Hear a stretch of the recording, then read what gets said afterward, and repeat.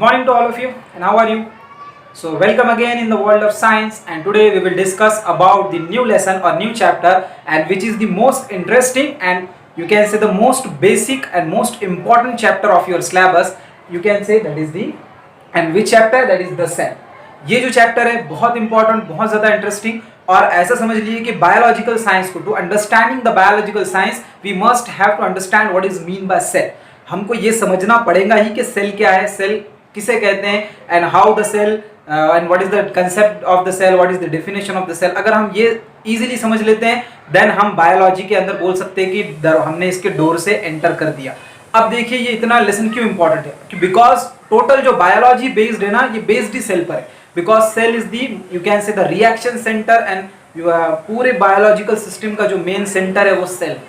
अब ये कैसे क्या है, वन बाय वन हम देखते जाएंगे. बहुत इंटरेस्टिंग लेसन है, पिछले लेसन के जैसा एकदम बोरिंग भी नहीं है.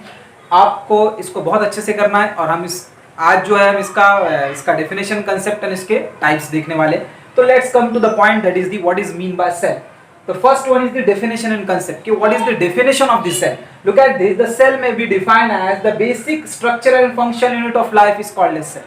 Basic structural and functional unit. देखो दो वर्ड है इसमें, एक है स्ट्रक्चरल, दूसरा है फंक्शन. मतलब किसी भी लिविंग ऑर्गेनिज्म को स्ट्रक्चर देने वाला, यानी उसकी शेप को डिसाइड करने वाला सेल ही होता है, और उसके फंक्शन को परफॉर्म करने वाला भी क्या, सेल ही होता है.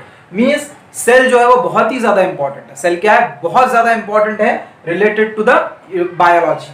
तो सेल जो है वो स्ट्रक्चर भी प्रोवाइड करता है लिविंग ऑर्गेनिज्म को, और सेल ही जो है वो फंक्शन उसके ये करता है. तो क्या है, cell is the basic structure and function unit of life.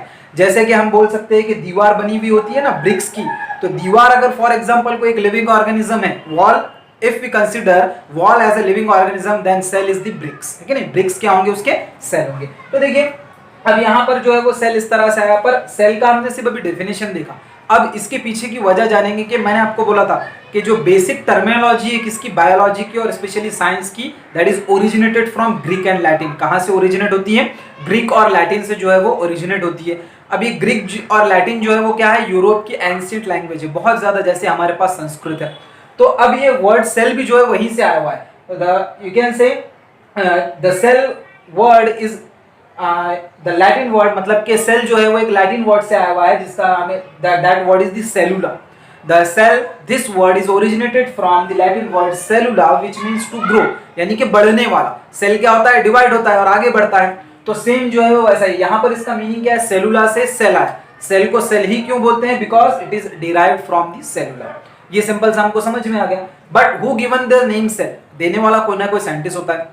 अब हमको मालूम है जब भी कोई इन्वेंशन होता है, जब भी कोई डिस्कवरी होती है, तो उसके पीछे किसी ना किसी की जिंदगी लगी हुई होती है, किसी ना किसी साइंटिस्ट का पूरा एफर्ट होता है, और उस साइंटिस्ट का नाम फिर उस डिस्कवरी से जुड़ जाता है. तो यहाँ पर भी वैसा हुआ. How the discovery of cell takes place, that is Robert Hooke in 1665. देखिए हमारे पास जब राजा महाराजाओं का जमाना था, 1665 के अंदर ही जो है रॉबर्ट हुक ने क्या किया हुआ है, सेल ये वर्ड दिया था. और उसने डिस्कवरी जब कर रहा था, अपना रिसर्च जब कर रहा था, तो तब जो है वो रॉबर्ट हुक ने क्या किया, एक उसको अपने माइक्रोस्कोप के अंदर ऐसा लगा कि दीवार जैसा स्ट्रक्चर है, और हर एक ब्लॉक को उसने क्या नाम दिया, सेल दिया. तो नाम जो देने वाला कौन था, Robert Hooke. The Robert Hooke, this scientist, और it is he was a Englishman, means the origin of this man, और इसका जो नेशनलिटी क्या था, ब्रिटेन का, यानी द ग्रेट ब्रिटेन का, जो नहीं इंग्लैंड का था, ये रॉबर्ट हुक. और इसने जो है किया, अब देखिए ये स्ट्रक्चर यहाँ पर एक वॉल के जैसा स्ट्रक्चर दिख रहा है हमको, और इसका पर्टिकुलर एक एक जो है ना ये पार्ट, ये सेल है. तो इसको हम जो है आगे हम अब इसी एक सेल को हमको इस यूनिट में one by one, step by step जो है वो डिस्कस करना है. अब देखिए क्या होगा, अब आज जो हमको देखना है उसके अंदर, ये तो पहला हो गया पॉइंट. अब दूसरे पॉइंट की तरफ आते हैं, that is types of cell. How many types of cell? Look at this tree diagram. इस ट्री डायग्राम को देखिए. अब यहाँ पर देखिए कि ये जो है टाइप्स ऑफ सेल, पहले तो आपको यहाँ पर एक डायग्राम आ रही होगी, है ना. तो दिस डायग्राम रिप्रेजेंट सेल. अब यहाँ पर हम इसको सेल की तरह बोल सकते हैं, पर सेल जो है वो किस तरह से डिफाइन किया गया है, डिस्क्राइब किया गया, on the basis of nucleus. Nucleus के प्रेजेंट पर सेल के अलग टाइप है, प्रेजेंस एंड एब्सेंस पर, और on the basis of living organism. कौन सा लिविंग ऑर्गेनिज्म है, देखिए on the basis of nucleus there is two types of cell, prokaryotic cell, eukaryotic cell. मतलब न्यूक्लियस के प्रेजेंट और एब्सेंस पर दो सेल है. एक है प्रोकैरियोटिक सेल, यानी कि जो प्रोकैरियोटिक सेल मतलब जिसके अंदर न्यूक्लियस एब्सेंट है, और दूसरा है यूकैरियोटिक सेल, यानी कि जिसके अंदर जो है वो न्यूक्लियस जो है वो प्रेजेंट है, मतलब एक होगा प्रोकैरियोटिक और दूसरा होगा यूकैरियोटिक सेल। तो ये दोनों हमको जो है वो देखना है आगे जाकर। उसके बाद में जो नेक्स्ट है on the basis of animal, दो बड़े एनिमल हमको मतलब के लिविंग ऑर्गेनिज्म पता है यहाँ पर, sorry on the basis of living organism that is plant cell and animal cell. On the basis of living organism क्या है, लिविंग ऑर्गेनिज्म के बेसिस पर है प्लांट सेल और एनिमल सेल, यानी कि प्लांट सेल होगा एक तो और दूसरा एनिमल सेल होगा। इन दोनों का भी इस डायग्राम, इस वीडियो को जो आप रुका कर इन दोनों के अंदर का डिफरेंस देख सकते हैं। अब देखिए यहाँ पर हमने अभी देख चुके हैं प्लांट सेल और एनिमल सेल। अब यहाँ पर ये जो इसका लास्ट पॉइंट है हमारे लेसन का कि डिफरेंस क्या है प्लांट सेल और एनिमल सेल।